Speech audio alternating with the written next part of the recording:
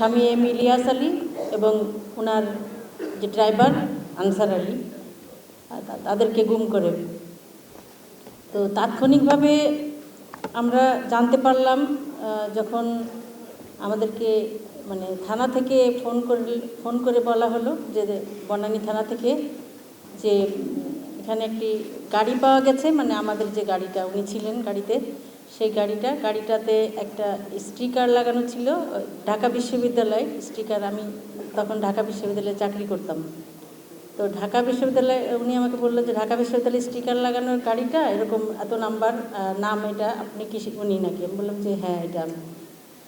তো বললো যে আমি এখানে গাড়িটা রাস্তার ভিতরে পড়েছিল, আমরা গাড়িটাকে নিয়ে আসছি এটা। তো তখন আমি বিভিন্ন জায়গায় যোগাযোগ করেছি রাত্রে 12টার সময় বিভিন্ন আমাদের দলীয় যে লোকজন যারা আছেন এবং আমাদের চেয়ারপারসন বেগম খালেদা জিয়া উনি সহ সব নেতৃবৃন্দ যারা ছিলেন এবং সাংবাদিক যারা ছিলেন সবার সঙ্গে যোগাযোগ করেছি। করার পরে রাত্রেবেলা সারা রাত ধরেই আমরা চেষ্টা করেছি, কিন্তু কোনো ধরনের কোনো ট্রেস আমরা করতে পারিনি। সকালবেলা আমার বাসায় আসছিল পুলিশের লোক, তো তারা এসে কথা শুনে চলে গেছে। এরপরে পুলিশের তরফ থেকে আরও লোকরা এসে বাসার সামনে অনেক বেশি, মানে এমন একটি পরিস্থিতি মনে হচ্ছিল যে মানে আমরাই একটা অপরাধী মনে হয়, এরকম একটা মানে বাসা ঘেরাও করে বাসার ভিতরে মনে হয় কিছু হয়েছে এরকম। কিন্তু আমরা তো সেখানে ভিকটিম ছিলাম, কিন্তু আমাদের সাথে যে আচরণগুলো তখন করা হয়েছিল সেটা আসলেই মানে দুঃখজনক। এ কারণে যে তখন আমি বারবার বলেছিলাম যে আমার স্বামীকে আপনারা খুঁজে বের করে দেন। একটা মানুষ রাত্রেবেলা গাড়ির থেকে ওনাকে নিয়ে যাওয়া হয়েছে, গাড়িটা ফেরত পাওয়া গেছে, এটা তো পুলিশ চাইলেই এটা পারবে, এটা উনি কোথায় আছে ওনার ট্রেস দিতে, সন্ধান দিতে। কিন্তু ওনারা সেই ব্যাপারে কোনো ধরনের কোনো সহযোগিতা আমাদেরকে করে নাই। তো এর পরবর্তীতে তখন আমার বড় ছেলে তখন ইন্টারমিডিয়েট পরীক্ষা দিচ্ছিল, পরীক্ষা চলছিল, পরের দিন ছিল ওর কেমিস্ট্রি পরীক্ষা। তো কেমিস্ট্রি পরীক্ষা আমি ওকে যখন, অনেকেই বলেছিল যে পরীক্ষাটা ড্রপ করার জন্যে, তো আমি বললাম যে না, পরীক্ষাটা যেহেতু প্রিপারেশনটা আগে থেকে নিয়েছে, প্রিপারেশনের উপরে যেভাবে পরীক্ষা যেমনই হোক পরীক্ষাটা অ্যাটেন্ড করুক, পরবর্তীতে সে যদি খারাপ করে নেক্সট টাইম আমরা হয়তো চেষ্টা করব। তো আমি যখন তাকে পরীক্ষার হলে নিয়ে যাচ্ছি গাড়ি দিয়ে, তখন সিগন্যালে গাড়িটা দাঁড়াই, তখন পত্রিকা সংবাদপত্র বিক্রেতা সংবাদপত্র হাতে নিয়ে বলছে ইলিয়াস আলী গুম, এটা বলে বলে সে পত্রিকা বিক্রি করছে।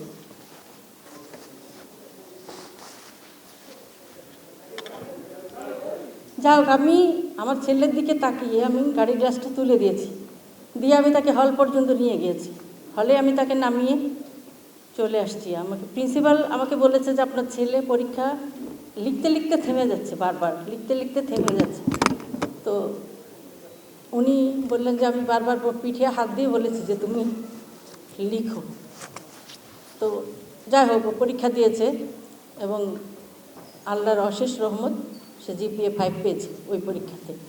তো তারপর পরবর্তী প্রতিটা দিন প্রতিটা মুহূর্তে তারপর থেকে এই গুম হওয়ার পর থেকে আমরা বিভিন্ন জায়গায় যোগাযোগ করেছি, বিভিন্ন যে মাধ্যমে কোথাও সরকারি প্রশাসনের কোনো লোক, আত্মীয় স্বজন, সব জায়গায় যোগাযোগ করেছি, কিন্তু কোনো ধরনের মানে নিউজ আসে একটা যে ওনাকে এরকম এক জায়গায় নিয়ে যাওয়া হয়েছে, বা ওনাকে ডিবি অফিসে নিয়ে যাওয়া হয়েছে, বা ওনাকে ক্যান্টনমেন্টে ডিজিএফআই অফিসে নিয়ে যাওয়া হয়েছে, এরকম আমাদেরকে কিন্তু ইনফরমেশান দিয়েছে। দেওয়ার পরে পরবর্তী যখন আমরা নেক্সট স্টেপ কী বা এরপরে উনি কোথায় আছেন বা এখন কি হচ্ছে এই বিষয়গুলো তখন আর ওনাদেরকে ট্রেস করা যাচ্ছে না, যারা আমাদের সাথে যোগাযোগ করছিল।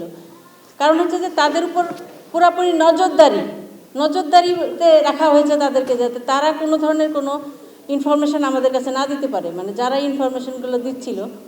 তো করতে করতে এরকম, তো আমাকে যখন আন্দোলন, তখন বিএনপি, উনি যেহেতু বিএনপি করে একটা বড় দল, বিএনপি আন্দোলন করেছিল এবং ওনার এলাকা বিশ্বনাথ উসমানীনগর, এখানে 5 জন লোক মারা গিয়েছিল পুলিশের গুলিতে, এবং সারা মানে 2টা উপজেলায় একটা পুরুষ শূন্য হয়ে গেছিলো। ওখানে সবার নামে মামলা, ছেলে মেয়ে ভাই বোন যারা ছিল প্রতি পরিবারে সবার নামে মামলা ছিল, হাজার হাজার মামলা তাদের নামে করা হয়েছিল। সেই প্রেক্ষিতে সরকারের পক্ষ থেকে, সরকার রিলেটেড যারা ছিল, দুই একজন আমার বাসায় এসে নিচে, তখন তো আমি নিচে নামিনি বেশি, নিচে এসে চিরকুট লিখে দিয়ে গেছে। কেউ বলেছে প্রাইম মিনিস্টারের সাথে দেখা করার জন্যে, যে আপনি প্রাইম মিনিস্টারের সাথে দেখা করেন, আপনি এটা হইলে উনি আপনাকে ওনাকে ফেরত পাবেন, দেখা করেন। তখন আমি, যেহেতু আমার স্বামী একটা দল করে, আমি হঠাৎ করে প্রাইম মিনিস্টারের সাথে দেখা করতে যাব। তো আমি বললাম যে কীভাবে দেখা করব? বলে যে আপনি একটা প্রেস কনফারেন্সের মাধ্যমে বলেন যে আপনি দেখা করতে চান। এটা সম্পূর্ণভাবে ওদেরই মানে এটা প্ল্যান আর কি, মানে এটা সাজানো আর কি, যে আপনি প্রেসের মাধ্যমে বলেন যে ওনার সঙ্গে দেখা করতে চান, ওনার আপনার সাথে যোগাযোগ করবে। তো আমি তখন গেলাম ম্যাডামের কাছে, মানে বেগম খালেদা জিয়া, ওনার সঙ্গে কথা বললাম। তো ম্যাডাম আমাকে বললেন যে ঠিক আছে, তুমি করো দেখা, তুমি যদি ওনার সাথে দেখা করে যদি তোমার স্বামীকে ফেরত পাও তাহলে তুমি দেখা করো। তো আমি সেই অনুযায়ী আমার বাসার নিচে একটি প্রেস কনফারেন্স করে বললাম যে আমি প্রধানমন্ত্রীর সঙ্গে দেখা করতে চাই। তো পরে সেই দিনই রাত্রিবেলা আমাকে ফোন করা হলো প্রাইম মিনিস্টার অফিস থেকে, ওনার পিএস ফোন করে বললো যে আপনি কি দেখা করতে চান ওনার সঙ্গে? আমি বললাম যে হ্যাঁ, আমি দেখা করতে চাই। তো বললো যে টাইম দিল যে ওই 2 তারিখ মনে হয়, 2 তারিখে, মে মাসের 2 তারিখ এরকম আপনি আসবেন এরকম ইয়ে। তো আমি সেইভাবে গেলাম, আমার বাচ্চাদেরকে নিয়ে ওনার সঙ্গে দেখা করলাম। উনি আসলেন যথারীতি। উনি এসে উনি যে ধরনের নাটক করে আর কি, ওনার নাটক তো এই যে স্বজন হারানোর বেদনা, তারপরে উনি এসে আমাকে জড়াই ধরলেন। উনি আমার মেয়েটা ছোট ছিল, আমার মেয়েটাকে কাছে একদম কোলের কাছে নিয়ে আদর করলেন। তো এগুলো বলার পরে যখন আমি ওনাকে বললাম যে ঠিক আছে, আমার হাজব্যান্ডকে আপনি যেভাবে হোক কী করে দেন, আপনি সরকার চাইলে, আমি এটা বলেছি যে আপনি সর্বোচ্চ ব্যক্তি সরকারের, আপনি সরকার চাইলে বাংলাদেশে অনেক কিছুই হতে পারে। তো ইন্টারপোলের মাধ্যমে আপনারা যে বঙ্গবন্ধু হত্যার বিচার করতেছেন, যে এটা ইন্টারপোলের মাধ্যমে আপনারা আসামিদেরকে নিয়ে আসে, সেখানে ওনাকে খুঁজে বের করা তো সরকারের জন্য কোনো ইয়েই না। আপনি উনি বললেন যে হ্যাঁ, আমি চেষ্টা করছি, দেখি কি করা যায়, বা এটা আমরা দেখি তাড়াতাড়ি হয়তো করব, এটার একটা পাবো। এবং আমার বাচ্চাদেরকে সান্ত্বনা দিলেন। আমি ওখান থেকে চলে আসলাম। আসার পরে তারপর আস্তে আস্তে দিন যেতে লাগলো। আমরা বারবার কিন্তু প্রশাসনের সাথে যোগাযোগ করছি, তখন আর তারা আমাদেরকে রেসপন্স করে না, তখন আর ফোনও ধরে না। বা এই যে পুলিশের যারা ছিল, পুলিশের আইজি, তারপরে ওখানে র্যাবের ছিল, তো যারা এখানে তৎকালীন ছিল তারা আর ফোন ধরে না আমাদের সঙ্গে, আর যোগাযোগ নাই। 2-1বার ধরেছিল, বলছে যে এটা আমরা তো এখন কিছুই করতে পারিনি, আমরা করবো। আমরা একটি জিডি করেছিলাম বনানী থানাতে। সে জিডি করার পরে আমাদের বিএনপি নেতৃবৃন্দ, আমাদের কয়েকজন সাবেক সংসদ সদস্য, ওনারা থানায় গিয়েছিল কথা বলার জন্যে, কিন্তু ছাত্রলীগের ছেলেরা ওনাদেরকে ওই সময় অ্যাটাক করেছিল। সেই থানায় যাওয়ার সময় তাদেরকে অ্যাটাক করেছিল, ওনারা থানায় যেতে পারে নাই। তো এরকম একটা পরিস্থিতি। তারপরে তো আস্তে আস্তে যত দিন যেতে লাগলো, আমরা বুঝতে পারলাম যে আসলেই এটা সরকারের একটি নাটক ছিল, এবং শেখ হাসিনার একটি নাটক। এবং উনি এই আন্দোলনটাকে দমানোর জন্য, আন্দোলনটাকে যাতে আন্দোলন আর বাড়তে না পারে সেটা থামানোর জন্যই উনি এই পলিসি আমাদেরকে নিয়ে দেখা করে একটা নাটক করেছেন আসলে। কিন্তু কোনো ধরনের কোনো সহযোগিতা, যারা নিজেরাই গুমের সাথে জড়িত থাকে তারা তো কিভাবে আমাদেরকে সাহায্য করবে? তো সেইভাবে অনেক দিন কেটে গেছে আসলে। সেই 2012 সাল থেকে আজকে 2024 সালের শেষ প্রান্তে আমরা দাঁড়িয়ে। আমরা পরবর্তীতে আমরা সরকারের কাছে বিচার চাইনি, কারণ যে সরকার নিজেই এই গুমের সাথে জড়িত থাকে এবং তার বাহিনী দিয়ে গুম করায়। তো একটা মানুষ, আমরা সবসময় প্রত্যাশা করি যে স্বাধীন দেশের একটি মানুষ, সে তার আইনের আওতায় তাকে বিচার করা হবে। সে যদি অপরাধ করে থাকে তাহলে তাকে আইনের আওতায় এনে তাকে অ্যারেস্ট করা হতে পারে, তাকে জেলে দেওয়া হতে পারে, তার বিচার হতে পারে, বিচারে তার সাজা হতে পারে, সেটুকু আমরা এক্সপেক্ট করি। কিন্তু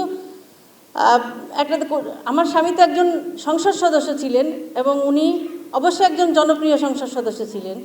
তো উনার মতো একজন লোককে, সাধারণ মানুষের কথা আমি বাদই দিলাম, উনার মতো একজন লোককে এই বাসার সামনে থেকে ধরে নিয়ে চলে যাবে এতগুলা মানে আইন প্রয়োগকারী সংস্থার লোকজন, এটা আসলে কোনোভাবেই আমাদের কারোরই কাম্য হতে পারে না সেটা। তো আমরা বারবার অপেক্ষা করেছি যে এই সরকারের পতন হবে কবে, এই সরকার কবে ক্ষমতার থেকে যাবে। সেই সময় আমরা একটি হয়তো আমাদের স্বজনদের, আমি এবং আমাদের বিএনপি সহ আরও যারা পরিবার যাদের গুম হয়েছে, আমরা সেই প্রত্যাশায় থেকেছি যে আমাদের স্বজনদের একটি সন্ধান বা আমরা তাদের সম্পর্কে জানতে পারবো, তাদের অবস্থান কোথায় কি সেটা। কিন্তু দুঃখের বিষয়, 5ই আগস্টের ছাত্র জনতার অভ্যুত্থানের মাধ্যমে বর্তমান অন্তর্বর্তীকালীন সরকারের ক্ষমতা এসেছে। অবশ্যই একটি ভালো দিক, এবং আমি সাধুবাদ জানাই যে আন্তর্জাতিক গুম কমিশনে আন্তর্জাতিক গুম সনদে স্বাক্ষর করেছে বাংলাদেশ, এবং একটি গুম কমিশনও গঠন করা হয়েছে। কিন্তু আমরা দেখলাম যে গুম কমিশন বিভিন্ন জায়গায় ঘোরার পরে ওনারা বললেন যে ওনারা যে আয়নাঘর ছিল সে আয়নাঘরগুলোকে বন্ধ করে দিয়েছেন। ওনারা যেটা বলছেন যে আয়নাঘরগুলোকে বন্ধ করে দিয়েছেন, কিন্তু আয়নাঘরগুলো ওনারা গেলেন আয়নাঘর পরিদর্শনে, আমরা তো আমাদের জানার অধিকার আছে, দেখারও অধিকার ছিল মনে হয় আমাদের গুম পরিবারের, যে সেই জায়গাটা কোথায় এবং কী ধরনের, সেই জায়গাগুলো আমাদের কেউ আছে কিনা সেখানে, সেটুকু কিন্তু আমি মনে হয় আমাদের কয়েকজনকে অন্তত পক্ষে সেই সঙ্গে রাখলে আমাদের মনে হয় মনের একটা আত্মতৃপ্তি হতো যে সেখানে নাই। আর আয়নাঘর বন্ধ করে দিয়েছে, এবং অনেকেই বলছে আয়নাঘর নামে আসলে কোনো অস্তিত্ব ছিল না, বিভিন্ন ধরনের। কিন্তু যখন জুলাই পরবর্তী যখন আমাদের তিনজন এই ভিকটিমের মধ্যে 3 জন আমাদের ফিরে এসছে আয়নাঘর থেকে, তাদের মুখের যে জবানবন্দি ছিল সেখানে আয়নাঘর সম্পর্কে তারা বিস্তারিত বলেছেন। এটা নিয়ে আয়নাঘরের অস্তিত্ব কি, কোথায় বাংলাদেশের কোথায় কোন জায়গায়, অথবা দেশের বাইরেও কোনো আয়নাঘর আছে কিনা, এ বিষয়ে এখন পর্যন্ত কিন্তু আমরা কোনো কিছু জানতে পারিনি। আর যেটি হচ্ছে সেটি হল বাংলাদেশে এই যে গুমের জন্য কোনো আইন নাই, যে গুমের আইনটা কি এবং এর মাধ্যমে বিচারের প্রক্রিয়া কি হবে এবং এই বিচারের সাজা কতদিন সাজা হবে এবং তাদের কি সাজা হবে। তো সেটা আমি বিশেষভাবে অনুরোধ করব বর্তমান সরকারের প্রতি, যে আন্তর্জাতিক আইনের সাথে সামঞ্জস্য রেখে একটি গুম বিরোধী আইন করা বাংলাদেশের জন্যে। কারণ বাংলাদেশের যেটা আইন আছে সেটি হচ্ছে অপহরণ মামলা। এটা একটু মনে হয় এর থেকে গুমটা অনেক বেশি মানে গুরুতর অপরাধ, মানবাধিকার বিরোধী অপরাধ অপহরণ থেকে। অপহরণ ছাড়া বাংলাদেশে আর আছে হত্যা মামলা। তো এছাড়া এর বাইরে কোনো মামলা আইন নাই। তো আমি সেটা বলবো যে বাংলাদেশ সরকারের পক্ষ থেকে এই যে আন্তর্জাতিক আইনের আদলে বাংলাদেশে একটি গুম আইন করে এবং সেটার আলোকে এই যারা এইখানে গুমের কোথায় কাদেরকে গুম করা হয়েছিল সেই বিষয়গুলো বিস্তারিত করে তদন্ত করে যদি কেউ সেখানে থেকে থাকে তাদেরকে ফেরত আনার ব্যবস্থা করা, এবং এই গুমের সাথে যারা যেখানে জড়িত ছিল, শুধুমাত্র আমরা জিয়াউল হাসানকেই নয়, এর পিছনে অনেক বড় একটি সংঘবদ্ধ চক্র কাজ করেছে। সবাইকে এর পেছনে কারা ছিল, কাদের আদেশে কাদের নির্দেশে কাজগুলো হয়েছে, তাদেরকে চিহ্নিত করে একটি দৃষ্টান্তমূলক শাস্তির ব্যবস্থা করা, সেটা প্রত্যাশা রাখছি। সবাইকে ধন্যবাদ। আসসালামু আলাইকুম।